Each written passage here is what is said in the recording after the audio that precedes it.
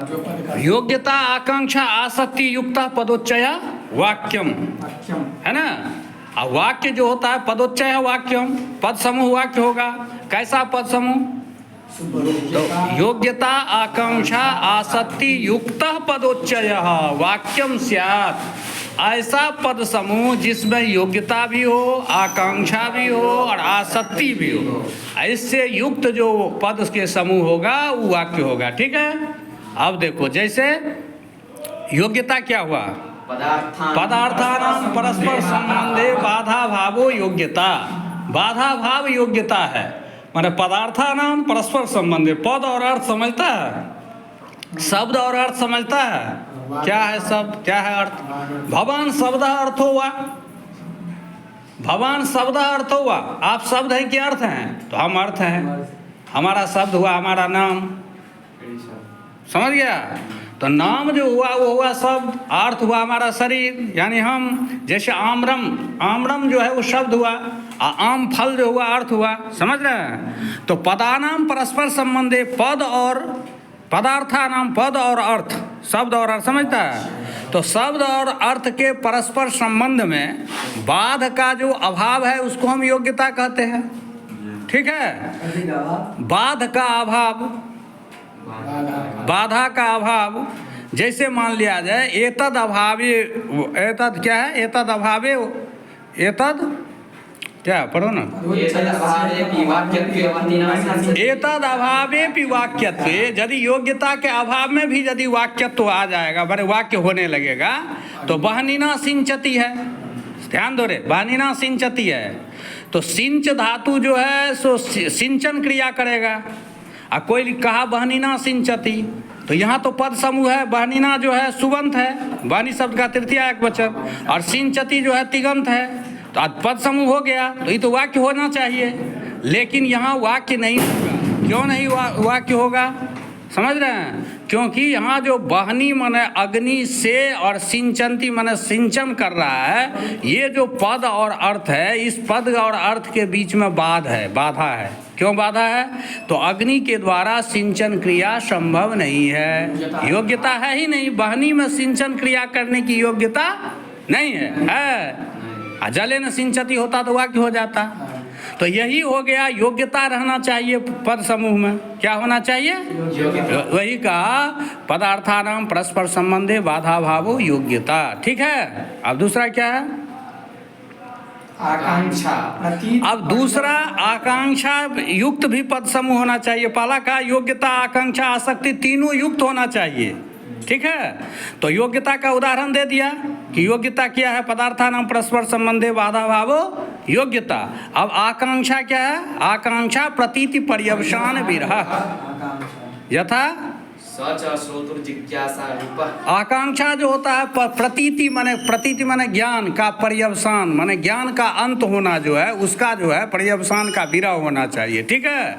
माने जिज्ञासा बनी रहनी चाहिए। ठीक है। तो वो क्या होता है? श्रोतुर जिज्ञासा रूप, है ना। आसक्ति प्रतीति पर्यवसान विरह सच श्रोतुर जिज्ञासा रूप। वो श्रोता जो होता है उसके जिज्ञासा रूप होता है। जैसे हम रामः कहेंगे तो तुम्हारी जिज्ञासा होगी कि राम के बाद सर क्या कहने जा रहे हैं, कि रामः तीव्रः अस्ति या रामः सुंदरः अस्ति या रामः ग्रामं गच्छति या रामः पठति। तुमको जिज्ञासा होगा कुछ, तो यही आकांक्षा होगा। यह आकांक्षा किसको होता है? श्रोतु के जिज्ञासा रूप है। श्रोतु को जानने की इच्छा है श्रोता को, कीजिए आप क्या कहना चाहते हैं। ठीक है। तो आकांक्षा क्या कहा? प्रतीति पर्यवसान विरह। प्रतीति समझ गया, माने ज्ञान का जो पर्यवसान है उसी का न विरह होता है, जो आखिर ये क्या कहना चाहता है, पूर्ण ज्ञान प्राप्त करने की विरह। तो प्रतीति पर्यवसान विरह क्या है? अब कहा निराकांक्षस्य वाक्यत्वे सति, यदि निराकांक्षक माने हो गया आकांक्षा रहित, यदि पद समूह वाक्य होने लगेगा तो इदानीम उच्चारितस्य ही है गौरस्व पुरुषो हस्ति इत्यादि। यदि मान लिया जाए पद समूह के मध्य में यदि क्या कहते हैं प्रतीति पर्यवसान विरह न हो, आकांक्षा न हो, तब तो गौरस्व पुरुषो हस्ति ये भी तो पद समूह है। गौरस्व पुरुषो अस्ति पद समूह है ना रे, एक पद अनेक पद है, तो ये भी वाक्य हो जाएगा। लेकिन ये वाक्य नहीं हो सकता, क्योंकि इन गौरस्व पुरुषो हस्ति में क्या है, आकांक्षा नहीं है, आगा कुछ ज्ञान की पूर्ति नहीं हो रही है, जिज्ञासा बनी ही रहती है। गौ पुरुषो हस्ति माने क्या, आप क्या कहना चाहते हैं? गौ पुरुषो हस्ति अस्ति या शंति, कुछ तो आप कहिएगा। तो यहाँ आकांक्षा रहित है, पद समूह होते हुए भी आकांक्षा युक्त नहीं है, इसलिए ये वाक्य नहीं हुआ। और आसक्ति बुद्धय विच्छेद, आसक्ति है बुद्धि और विच्छेद, माने बुद्धि का विच्छेद नहीं होना चाहिए। एक पद हम बना, अब जैसे राम पानी लो गच्छति, तो यहाँ बुद्धि विच्छेद हो गया। राम कहे, उसके बाद हम बीच में कुछ कह दिए दूसरी बात, पुनः कहते हैं गच्छति, है ना। तो यहाँ पर में बुद्धि विच्छेद हो गई, माने एक समय में पद समूह जो होगा सो एक समय में ही दोनों या तीनों का उच्चारण होना चाहिए ना। जब ये बुद्धि विच्छेद हो जाएगी तब ये वह वाक्य नहीं कहलाएगा। जैसे क्या है, का बुद्धि विच्छेदे भी वाक्यत्व, यदि बुद्धि विच्छेद होने पर भी वाक्यता मानने लगेंगे, वाक्य मानने लगेंगे, तो इदानीम उच्चारितस्य देवदत्त शब्दस्य दीनांतरोच्चरितेन गच्छतीति पदेन संगति स्यात्। तब तो यदि आसक्ति युक्त पद समूह को हम वाक्य नहीं मानेंगे तो इदानीम उच्चारितस्य देवदत्त शब्दस्य, अभी सुबह में हम कहेंगे देवदत्त और दीना, दूसरे दिन जाके कहेंगे गच्छति। आज सुबह में कहेंगे देवदत्त और दूसरे दिन कहेंगे गच्छति, तो ये वाक्य होगा? क्योंकि इसमें बुद्धि विच्छेद हो जाता है। बुद्धि का अविच्छेद होना चाहिए पद समूह के मध्य में, तब वो वाक्य कहलाएगा। ठीक है, अब क्या है?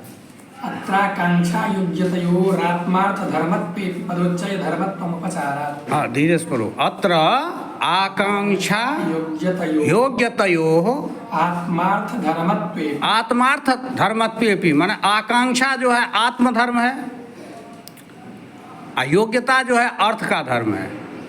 आकांक्षा किसका धर्म है? आत्मा का धर्म है, आत्मा का धर्म है। और क्या कहता है? योग्यता अर्थ का धर्म है।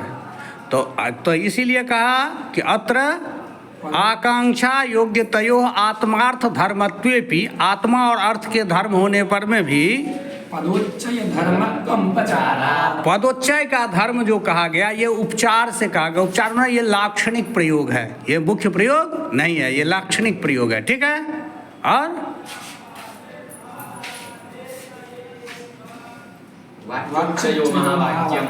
अब ये हो गया ना रे, तो वाक्य समझ गया। अब वो कहता है वाक्योच्चयो महावाक्यम, वाक्यानाम उच्चय समूह महावाक्यम भवति। वाक्य का जो समूह होता है उसको हम महावाक्य कहते हैं। ठीक है, उसमें क्या कहा है? वाक्य लक्षण के बाद इसमें शक्ति का, उसके बाद शक्ति आ जाता है। सुप्तिगंतम पद का है, पद का बोलो क्या कहा है? कहा पद किसे कहते हैं? पहले पद समझेंगे तब ना पद का समूह। का सुप्तिगंतम पदम आहु पाणिनि मुनिषत्तमा, मुनिषत्तमा माने मुनि श्रेष्ठ पाणिनि जह अस्ति स सुप्तिगंतम पदम आहु। सुपंत और तिगंत को पद कहे हैं, मुनि में श्रेष्ठ जो पाणिनि मुनि है। तो इसमें संदेह है तुमको? पाणिनि मुनि श्रेष्ठ है ही, है ना। मंतारो वेद शास्त्रार्थ तत्वावगंतारो मुनिया भवंती। समझ रहे हैं मुनि कौन कहलाता है? नहीं, मंतारो वेद शास्त्रानाम अर्थानाम अवगंतारो या तत्वानाम अवगंतारो मुनिया भवंती। जो लोग वेद शास्त्रादि का मनन करते हैं, मंतारो वेद शास्त्रानाम, मनन करने वाला जो होता है वेद शास्त्र आदि का, और तत्वावगंतारो, और उस वेद शास्त्र आदि के तत्व को जो जानने वाले रहते हैं उसे हम मुनि कहते हैं। तो मुनि उसे कहते हैं जो हमेशा शास्त्र आदि का चिंतन मनन करते रहते हैं, उसे हम मुनि कहते हैं। ठीक है। ऋषियों मंत्र द्रष्टार, और ऋषि जो होते हैं वो मंत्र दृष्टा जो हुए, जो वैदिक मंत्र का दर्शन किए हुए सब ऋषि हुए। ठीक है। आजकल जितना हो रहे हैं वो ना ऋषि हैं ना मुनि हैं। क्या जी? बीच में अटक गए, ना मुनि ही है। मुनि होते तो दिन रात शास्त्र मनन करते, और ऋषि होते तो मंत्र को दृष्टा रहते ना, तो इसलिए ऋषि और मुनि का ये परिभाषा है। और आगे बोलो, तो हो गया। अब इसमें है वर्णा पदम प्रयोगार्ह अनन्वितैकार्थ बोध का। आगे क्या है रे? योग्यताकांक्षा शक्ति युक्त इत्येव इत्थं वाक्यं द्विधा। हाँ, तो वर्णा पदम प्रयोगार्ह अनन्वितैकार्थ बोध का साहित्य दर्पण में कहता है वर्णा पदम, वर्ण जो है वो पद कहलाता है। सुप्तिगंतम पदम तो पाणिनि कहा, और ये का साहित्य दर्पण में कहता है वर्णा पदम, वर्ण जो होता है वो पद कहलाता है। वर्णा तो बहुवचन है ना रे, तो बहुत सारा वर्ण पद होगा ऐसी बात नहीं। वर्णा पदम आगे कहता है बहुवचनम अविवक्षितम, माने वर्ण भी पदम हो सकता है, एक वर्ण भी पद हो सकता है ना। तो कैसा वर्ण पद होगा? तो इसमें ये कहा योग्यता आकांक्षा आसक्ति युक्त इत्येव, उस वर्ण में भी आकांक्षा योग्यता और आसक्ति होनी चाहिए। ठीक है, आगे क्या है? इत्थं वाक्यं द्विधा मतम्। इत्थम वाक्यम द्विधा मतम। इस प्रकार वाक्य दो प्रकार का हो गया, वाक्यम महावाक्यम च। लेकिन वर्णा पदम हम कह रहे हैं ना, वर्णा पदम देखो ने क्या कहता है, वर्णा पदम पद का परिभाषा कर रहा है, जो उसमें नहीं किया है। ठीक है, उसमें तो सीधे व्याकरण वाला दे दिया, सुप्तिगंतम पदम प्राहुर पाणिनि मुनिषत्तम, सुप्तिगंतम पद मुनि श्रेष्ठ पाणिनि बोले हैं। लेकिन साहित्यकार कहता है वर्णा पदम प्रयोगार्ह अनन्वितैकार्थ बोध का। प्रयोगार्ह माने प्रयोग योग्य, अनन्वितैकार्थ बोध का, अन्वित माने संबद्ध होकर के एक अर्थ को बोध कराने वाला। जो वर्णा होगा वो पद होता है। ठीक है, तो अब कहा यहाँ पर मैं आकांक्षा आसक्ति, आकांक्षा योग्यता आसक्ति युक्त इत्येव, आकांक्षा योग्यता और आसक्ति से युक्त जो होगा वही वर्ण जो है सो पद कहलाएगा। ठीक है, और क्या है? यथा घटः, जैसे घट जो है वो पद हुआ। घट में अनेक वर्ण है, दो वर्ण है, आपस में अन्वित है, एक अर्थ को बोध कराता है, योग्यता आकांक्षा और आसक्ति है। ठीक है, अब क्या है? प्रयोगार्ह क्यों कहा? तो कहा प्रयोगार्ह से प्रातिपदिक का व्यवच्छेद हो जाता है। मेरे न केवला विभक्ति प्रयोक्तव्या, न केवलम प्रत्यय, न केवलम प्रत्यय है ना रे। केवल जो है विभक्ति का आप प्रयोग नहीं कर सकते हैं, केवल प्रत्यय का प्रयोग नहीं कर सकते हैं, और प्रातिपदिक जो है उसका भी आप प्रयोग नहीं कर सकते हैं। व्याकरण में प्रातिपदिक क्या होता है? अर्थवत धातुरव प्रत्यय प्रातिपदिकम कृतधित समासाश्च, है ना। धातुम प्रत्ययम प्रत्ययांत, धातुम प्रत्ययम प्रत्ययांतम च वर्धयित्वा अर्थवत शब्द स्वरूपम प्रातिपदिक संज्ञा। तो अर्थवत जो शब्द का स्वरूप है वो प्रातिपदिक होता है, और प्रातिपदिक शब्द से हम सुओजस लगाते हैं। तो केवल प्रातिपदिक शब्द जो है वो प्रयोगार्ह नहीं होता है, प्रयोग करने योग्य नहीं होता है। जब तक हम उसमें सुप नहीं लगाएंगे, तिप नहीं लगाएंगे, तब तक वो प्रयोग योग्य नहीं होता है। तो इसलिए कहा इसमें प्रयोगार्ह यदि नहीं लगाते तो राम शब्द जो है, जब अभी सु नहीं लगा है तो राम शब्द जो प्रातिपदिक है वो भी पद हो जाता, यानी घट भी पद हो जाता। लेकिन घट जो है पद नहीं होगा, बल्कि घटः पद होगा। ठीक है रे, वही हाँ, तो वो तो लगेगा ही। प्रयोगार्ह हो गया, उसके बाद अनन्वित वाक्य महावाक्य। हाँ, तो अनन्वित कहा, इसमें अन्वित नहीं होना चाहिए, एक दूसरा से जुड़ा नहीं होना चाहिए। तो यदि जुड़ा पद को हम लेंगे तो इससे वाक्य और महावाक्य का व्यवच्छेद हो जाता है। मैंने वाक्य महावाक्य जो है पद के अंतर्गत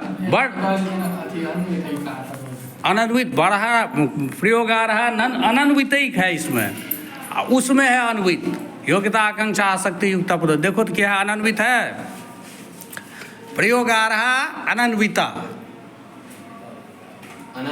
अनन्वित माने अन्वित ना हो, एक दूसरे से जुड़ा हुआ ना हो, तो इससे वाक्य और महावाक्य का व्यवच्छेद हो जाता है। चलो, और क्या है? अब एक ही है, और क्या है? एकार्थ बोध का। हाँ, एकार्थ बोध का माने एक अर्थ को बोध कराने वाला ही हो, इससे साकांक्ष अनेक अर्थ को बोध कराने वाला का व्यवच्छेद हो जाता है, माने उससे वो अभिन्न हो गया। चलो,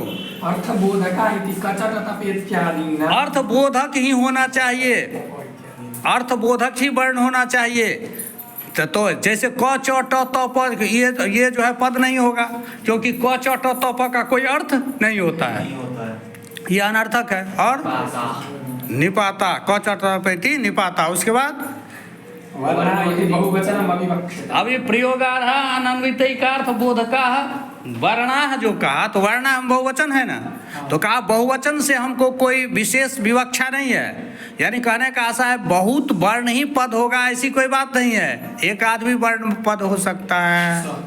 जैसे च है, देखो क्या दिया है, अर्थोवाच्यश्च लक्ष्यश्च है बहुवर्णा बहुवचन अविवक्षितम।